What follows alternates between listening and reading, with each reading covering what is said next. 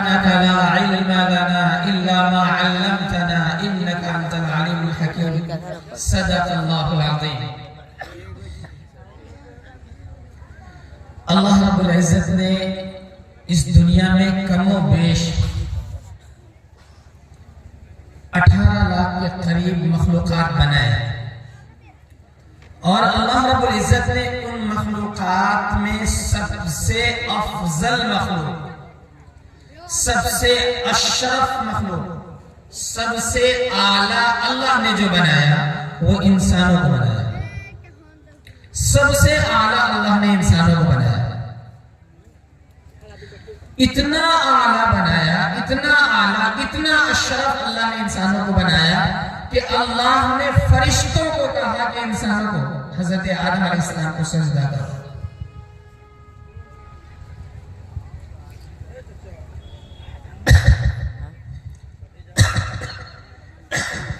اتنا اشرف اللہ نے انسانوں کو بنایا، اتنا اعلیٰ بنایا، اتنا اعلیٰ بنایا اللہ نے انسان کو کہ فرشتوں کو کہا کہ آدم کو سجدہ کرو۔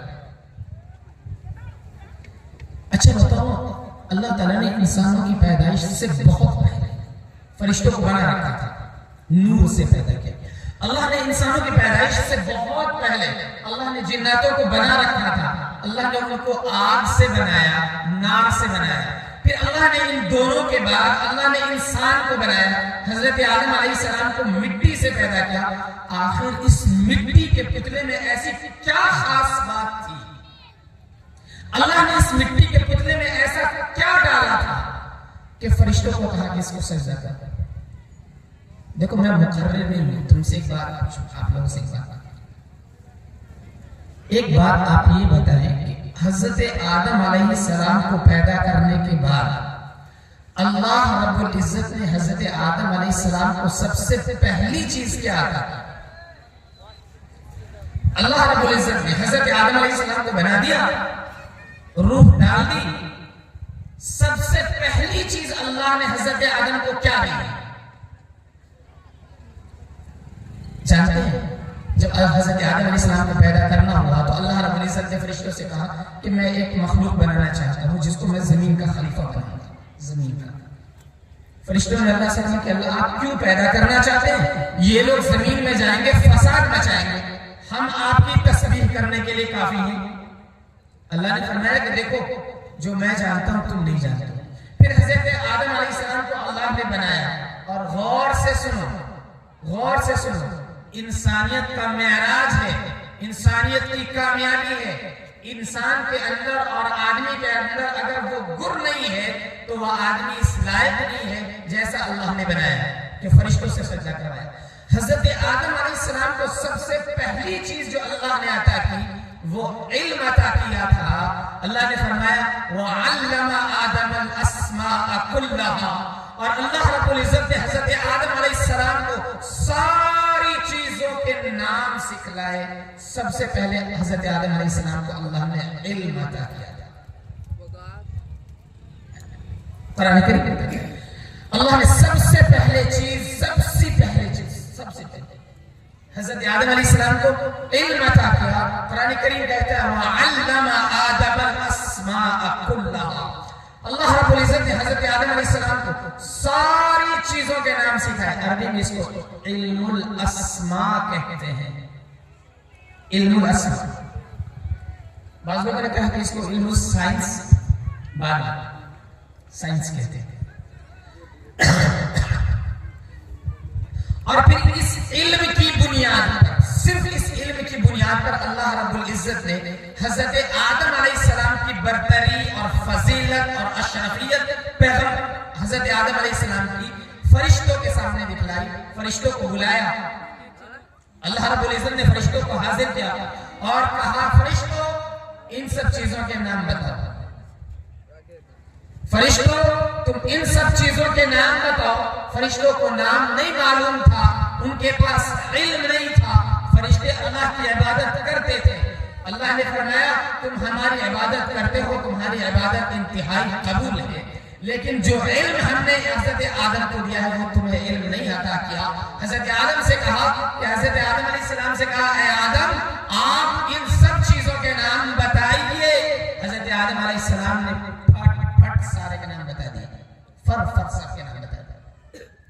یہ علم کی بنیاد پر اللہ نے انہیں سب سے پہلی چیز علم عطا کیا.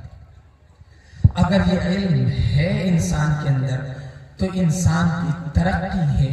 اگر یہ علم نہیں ہے تو انسان کی ترقی نہیں ہے. اس علم کی بنیاد پر اللہ رب العزت نے فرشتوں سے انسان کا سجدہ کروایا ہے. یہ بڑی بات ہے کہ اس بستی میں آج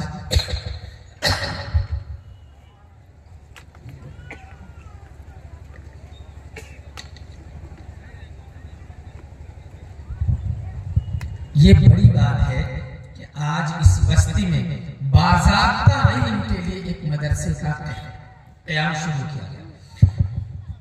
پوری دنیا کا مسئلہ جہالت ہے، بے علمی ہے، کم علمی ہے، اور اس کا حل علم حاصل کرنا ہے، بس کچھ نہیں. جہالت پوری دنیا کا مسئلہ ہے اور علم اس پورے مسئلے کا حل ہے. اگر یہ حل اختیار کر لیا گیا مسئلہ حل ہو گیا. اور یہ بتاؤں، یہ علم کا سیکھنا اور سکھانا یہ ہر مسلمان پر فرض ہے. یہ نہ سمجھ لیا جائے کہ یہ تو مولوی مسرور کا، قاری مسرور صاحب کا کام ہے، وہ مدرسہ چلائیں، وہ مدرسہ بنائیں، وہ مدرسہ سنبھالیں، وہ جیسے چاہے چلائیں. نہیں، یہ علم کا سیکھنا سکھانا صرف قاری مسرور صاحب کا کام نہیں ہے. یہ علم کا سیکھنا اور سکھانا صرف مسرور صاحب کے خاندان والوں کا کام نہیں ہے. یہ علم کا سیکھنا سکھانا صرف اس محلے والوں کا کام نہیں ہے. یاد رکھیے، اگر مدرسے کی بنیاد یہاں پڑی ہے تو یہاں کے ہر فرد، خواہ وہ بوڑھا ہو، جوان ہو، بچہ ہو، جیسا بھی ہو، اس کے اندر اس کے اوپر فرض ہے کہ اس مدرسے کی ترقی کی فکر کرے. یہ اس کے اوپر ضروری ہے. جیسے بھی کرے. اللہ کا ایک وعدہ ہے، اللہ کا ایک قانون ہے، اللہ کا ایک دستور ہے. اللہ کا دستور کیا ہے؟ اللہ فرماتا ہے ان تنصروا اللہ ینصرکم. اگر تم اللہ کی مدد کرو گے تو اللہ تمہاری مدد کرے گا. یہ اللہ کا قانون ہے، اللہ کا دستور ہے. اگر تم اللہ کی مدد کرو گے تو اللہ تمہاری مدد کرے گا. سیدھی بات. نہیں کرو اللہ مدد نہیں کرے گا. اللہ کو مدد کی ضرورت نہیں ہے. اللہ بے نیاز ہے. اللہ کی مدد کا مطلب یہ ہے کہ اگر تم اللہ کے دین کی مدد کرو گے اللہ تمہاری مدد کرے گا. جیسے ہو سکے. مال والے اپنے مال لگا کر دین کی خدمت کریں، جان والے اپنی جان لگا کر دین کی خدمت کریں، علم والے اپنے علم لگا کر دین کی خدمت کریں، وقت والے اپنا وقت لگا کر دین کی خدمت کریں. اللہ نے جن کو جو صلاحیتیں دی ہیں وہ صلاحیتیں لگا کر دین کی خدمت کریں. بس ہمارا یہ پیغام ہے آج کا. الحمدللہ یہ پروگرام بہت کامیاب رہا اور مدرسے کی بنیاد رکھی جا چکی.